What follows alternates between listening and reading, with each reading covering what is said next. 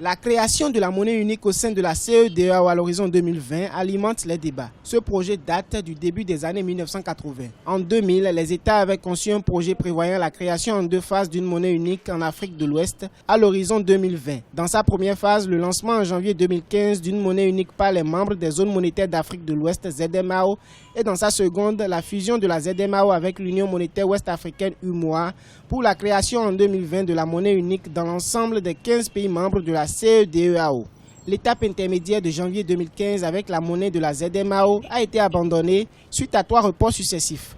Pour de nombreux observateurs, le processus devant aboutir à la monnaie unique au sein de l'espace CEDEAO fait face à des obstacles à quelques années de la date butoir.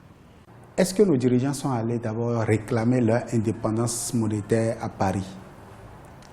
Est-ce que la BCEAO, qui gère la zone CFA, c'est-à-dire l'Afrique de l'Ouest, est-ce que cette BCEAO-là a quitté le giron donc, du Trésor français?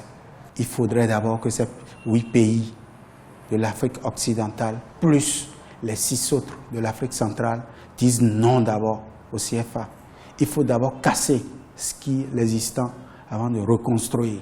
Presque aucun des 4 critères d'une zone monétaire optimale ne semble être rempli au sein de la CEDEAO. Dans ce contexte, la communauté a défini un ensemble de critères de convergence à respecter par les États membres avant la mise en place de la monnaie unique.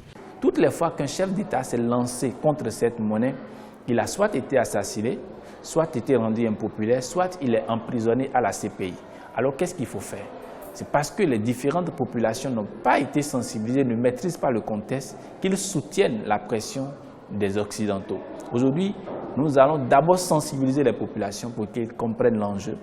En 2015, le président tchadien Idriss Déby avait relancé le débat sur la création de la monnaie unique en proposant un abandon collectif du franc CFA.